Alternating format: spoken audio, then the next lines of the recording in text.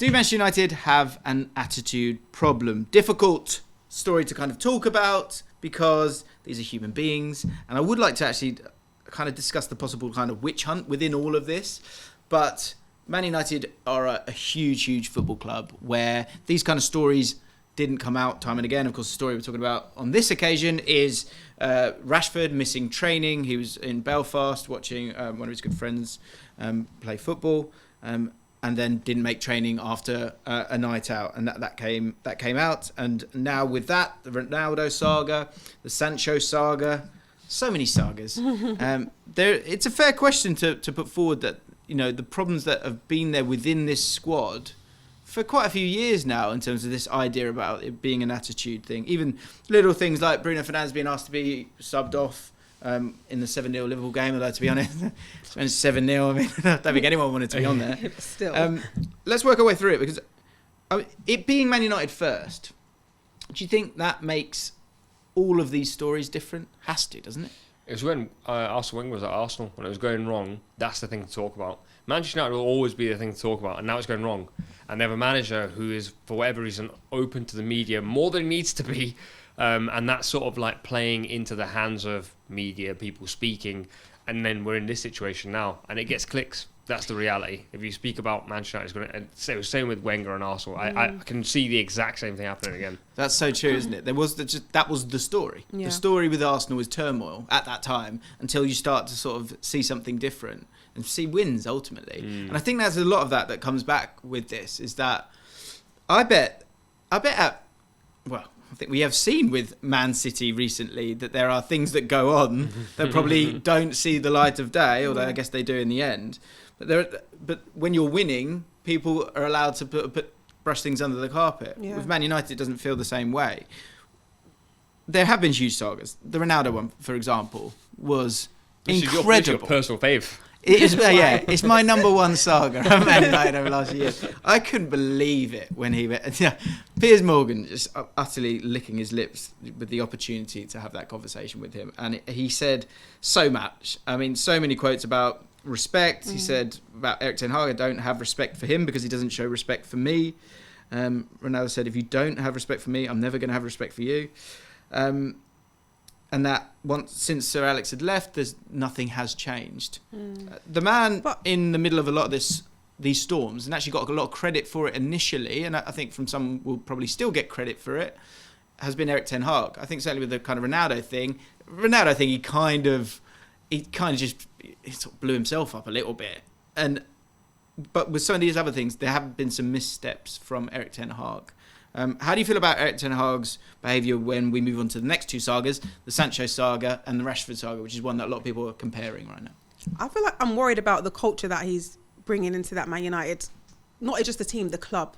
Because the fact that there's been, like the trilogy, the sagas of Ronaldo, Sancho and Rashford, of three different big players. Well, it's bigger than the other Ronaldo, but like these stories that are coming out should not be at the forefront of what's going on at your football club.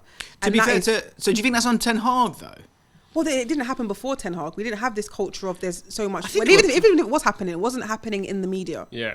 I think there were leaks. There were always leaks, wasn't there, of different things. I think it's very difficult to deal with any of these. From my opinion, of the three in the sagas, the Sancho one is the one that I think Ten Hag's absolutely slipped up on and got completely wrong.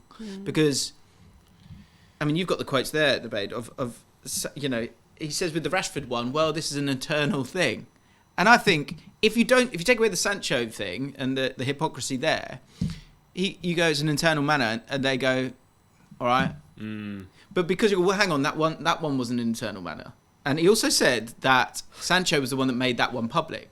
And Nubaid's been doing some detective work, guys. And I don't think that's the case, is it? He did not. After the Arsenal game, Ten Hag said, Jadon, on his performances in training, we did not select him. You have to reach a level every day at Manchester United, and we can make choices in the front line. So for this game, he was not selected. Then that famous Sancho quote on his Instagram story, I think it was, he said, please don't believe everything you read. I will not allow people saying things that is completely untrue. I've conducted myself in training very well this week. I believe there are other reasons for this matter that I won't go into. I've been a scapegoat for a long time, which isn't fair. And he said a few of the bits after. That, to me, says, Ten Hag, I'm sorry. You started it.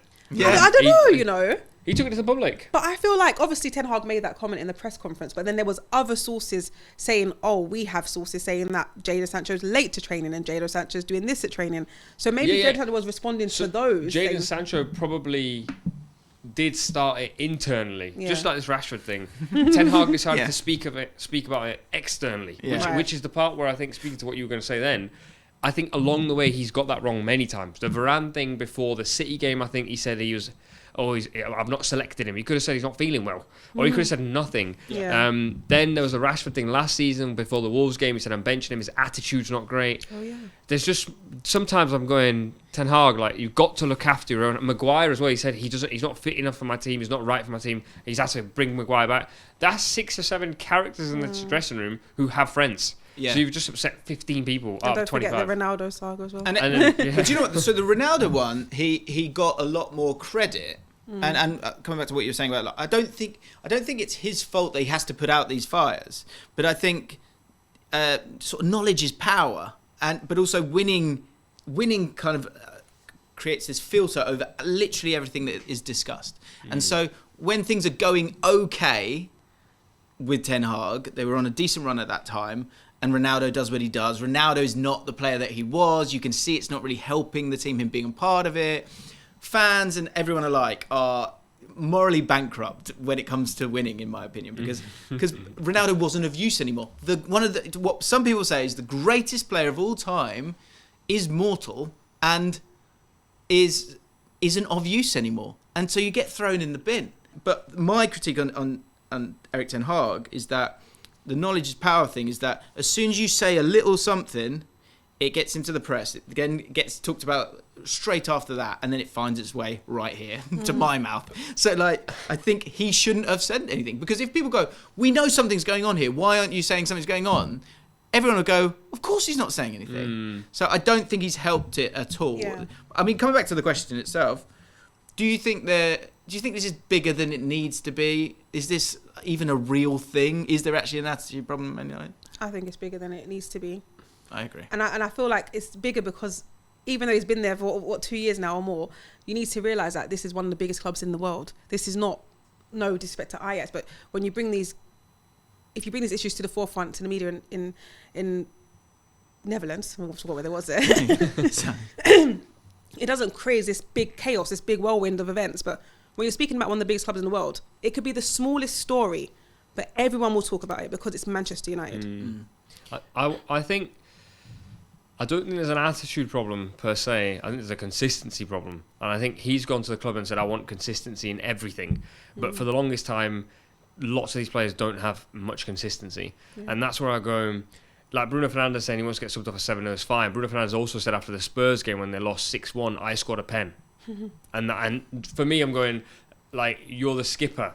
You need to be consistent with what the manager's saying. The manager's saying we were collectively not good enough. The penalty, I think he said, doesn't matter about the penalty. Bruno Fernandes goes and says, at least I scored a pen. The consistency's all over the shop. Then that, I think, bleeds onto the pitch, because United are also one of these teams that Dalot has 5 or 6 good games and they're going, the best right back going. Consistency, like he hasn't been that player for 4 or 5 years. That's where I think they're lacking. And then that then bleeds into the manager speaking to the media consistently. Final thing I'd say with Rashford is, first of all, I think it's so difficult to be him. Because to be him at that club during this era, and also if you think of the highs and lows of him in personal life and it on the pitch, even with England, missing a penalty in that final, the great, when he's been in great form, when he's been in bad form, it's not been like another player like, I don't know, like say Foden goes through a bad period of form, you just take him out and keep winning. Like that's a massive thing that's very difficult for him, and he missed training. I don't think it's that big a deal, but there's so much noise now, us included, that these become stories. The one thing I would say on that, I don't think it's acceptable for him to miss training at all. I get that. And I also think, and Gary Neville spoke about this really well. He said, pick your moments. He said you had 2 weeks off and you could have gone on a night out. And you decided to do it when you've got training the next day. And I think in that sense, I go, yes, I do feel for Marcus Rashford. He's in a transitional period for United and he's been the scapegoat many times. Although I do think he's been protected many times as well. Yeah. at the same time, I go, you're a professional footballer. You get paid to do this day in, day out. Paid a lot. And you get paid a lot. And so people expect more of you as well. True. And you know that as a person. You know people expect more of you. So just try and behave. I've got one more thing on that. Although I entirely agree that it's all about professionalism, you need to be at training.